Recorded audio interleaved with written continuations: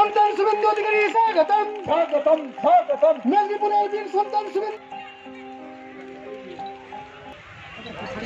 দাদা তুমি সামনে যেও নি গো দাদা, তুমি কেন এরকম করো?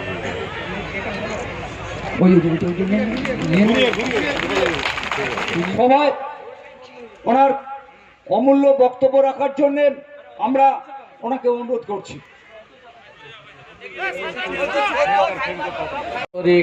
প্রীতি, শুভেচ্ছা, অভিনন্দন, শুভ বিজয়া, শুভ দীপাবলি এবং আগামী যে অনুষ্ঠান ইত্যাদি মিলে আমাদের এই জায়গায় গোটা যে সমবায় ব্যবস্থাপনা তার 1/3 25 থেকে 30% বেশি আমরাই আমাদের এলাকায় করি। দেখবেন কৃষিক্ষেত্রে নাবার্ডের যে ঋণ, সেই ঋণের প্রায় 1/4 25% আমরাই ইনভেস্টমেন্ট করি। দেখবেন এআরডিবি সেক্টরে যে যা টাকা ওয়েবস্কার্ট থেকে নাবার্ডের টাকা ইনভেস্টমেন্ট হয়, কৃষিক্ষেত্রে পানের বরজ তৈরি, ছাগ প্রশিক্ষণ, ছাগলের গোটারি, পিগারি, পোলট্রি ফার্ম, দুগ্ধ চাষ ইত্যাদি যা হয় তার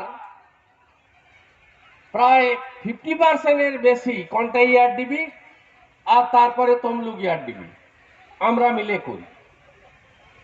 আপনাদের যে সমবায় বন্ধুকে বিভিন্ন জায়গায় বিভিন্ন রূপে আপনারা দেখেন, আমি সমবায় আন্দোলনটা একবারে আমার যুবক বয়স থেকেই করি। 1996 সালে আমি প্রথম সমবায়ের হাতে খড়ি নিয়েছিলাম ডেলিগেট নির্বাচিত হয়ে।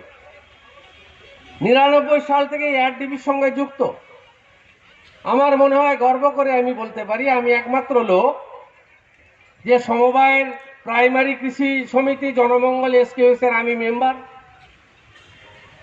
সেন্ট্রাল কোঅপারেটিভ ব্যাংক বিদ্যাসাগরের আমি চেয়ারম্যান, সফল আরবান কোঅপারেটিভ ব্যাংক দেশের মধ্যে 22, রাজ্যে প্রথম, উত্তর পূর্বাঞ্চলে 1, কন্টাই এআরডিবির আমি কন্টাই কোঅপারেটিভের চেয়ারম্যান। আমি সব elected, not selected, not nominated. তা সবাই অংশীদার বন্ধুরা নির্বাচন করে ডিরেক্টরদের পাঠায়, ডিরেক্টররা আমাকে নির্বাচিত করে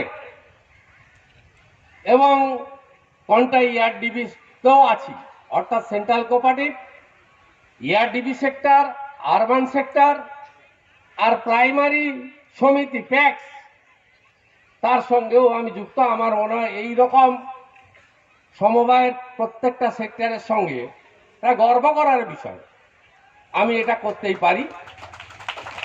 আমি আপনাদেরকে বলবো এই প্রতিষ্ঠান খুব ভালো চলছে, কৃষকরা যথাসময়ে ঋণ পাচ্ছেন, নাবার্ডের ঋণ টাকা যথাসময়ে পরিশোধ করছেন, ব্যাংকের অডিট যথাসময়ে হচ্ছে এবং কোর ব্যাংকিং সিস্টেমের আন্ডারে পুরো বিষয়টা মনিটরিং হয়। বছরে 2 বার সাধারণ সভার মধ্য দিয়ে ডেলিগেটরা তাদের কথা বলতে পারেন, অডিট রেকটিফিকেশন রিপোর্ট নিয়ে আলোচনা হয়, অডিটে ত্রুটি বিচ্যুতি থাকলে আপনারা দিকপাত করেন। সব মিলিয়ে যে সমবায় ধারা, উপধারা, বিকল্প অর্থনীতির যে স্রোত, অর্থনীতিকে শক্তিশালী করার যে স্রোত, সেটা আমরা এই প্রতিষ্ঠানের মধ্যে তমলুক ঘাটাল কেন্দ্রীয় সমবায় ব্যাংক, যা পূর্ব এবং পশ্চিম মেদিনীপুর জেলার অনেকটা নিয়ে ছড়িয়ে আছে, তাদের জয়যাত্রা অব্যাহত থাকুক এই প্রার্থনা আমি আপনাদের কাছে করতে চাই। সাথে সাথে আমাদের যে বহুদিনের উচ্চারিত দাবি আর প্রীতিপূর্ণ সম্ভাষণ জ্ঞাপন করি। আপনারা জানেন যে প্রত্যেক বছর ভারতবর্ষের প্রথম প্রধানমন্ত্রী জওহরলাল নেহরুর জন্মদিন 14 নভেম্বর থেকে 20 নভেম্বর সমবায় সপ্তাহ উদযাপিত হয়। আমরা যারা সমবায় আন্দোলনের তৃণমূল স্তরের কর্মী সমবায় আন্দোলন করি, আমরা এই সপ্তাহটি সর্বত্র সমবায়দের যুক্ত করে এই বিকল্প অর্থনীতি হৃষ্টপুষ্ট বলিষ্ঠ করার কাজ করি। এবারে 14 তারিখে কালী পুজো ছিল, তারপরে 16 তারিখে ভাতৃদ্বিতীয়া ছিল। স্বাভাবিকভাবে 14 থেকে 17 আমাদের বড় প্রোগ্রাম কর্মসূচি আমরা করতে পারিনি, যদিও 14 তারিখ সমবায় সপ্তাহের উষালগ্নে সমবায়ে 7 রঙা পতাকা উত্তোলন করে আমরা সমবায় আন্দোলন দীর্ঘজীবী হোক, এটা আমি পূর্ব মেদিনীপুর রেঞ্জ 2 অফিসে, সমবায় ইউনিয়ন অফিসে এটা করেছি।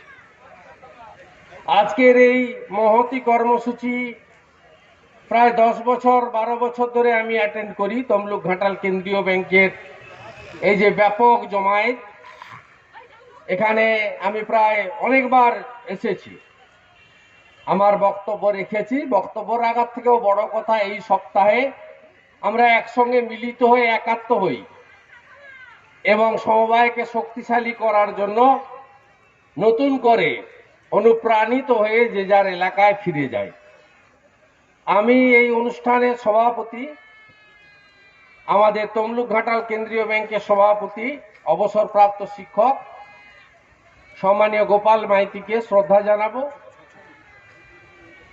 এই প্রতিষ্ঠানের সহসভাপতি, সমবায় আন্দোলনের অন্যতম নেতা এবং আমার সাথী মেঘনাথ পালকে ধন্যবাদ জানাবো। সম্পাদক এই ব্যাংকের তরুণ সমবায় কৌশিক কুলবিকে ধন্যবাদ জানাবো। জেলা পরিষদের কর্মাধ্যক্ষ মৃণাল কান্তি দাস এবং আরো অনেক সমবায়ী আছেন, তাদের অভিনন্দন জানাবো। এবং অসীম সামুই সহ আধিকারিক, শাখাধিকারিক, সমবায় কর্মচারী বন্ধু সবাইকে আমি অভিনন্দন জ্ঞাপন করব। আপনারা জানেন যে সমবায় আন্দোলন একটা বিকল্প অর্থনীতি। এই অর্থনীতির মধ্য দিয়ে গ্রামের কৃষকরা, এসএইচজি গ্রুপের মায়েরা, মহিলারা এবং ক্ষুদ্র ব্যবসায়ীরা, বেকাররা, তারা অর্থনৈতিকভাবে স্বনির্ভর হয়।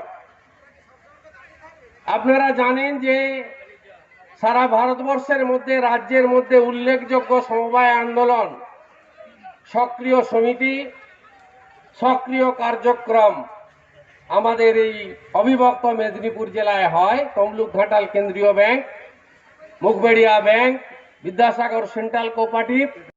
আমরা যখন যেটা অন্যায়ের বিরুদ্ধে বলার দরকার সেটা আমরা সমবায়ের মঞ্চ থেকে বলেছি। যেমন রাজ্যে রাজ্যে সমবায় আমাদের দপ্তর আছে, আমরা চাই কেন্দ্রে পৃথক সমবায় দপ্তর করা হোক।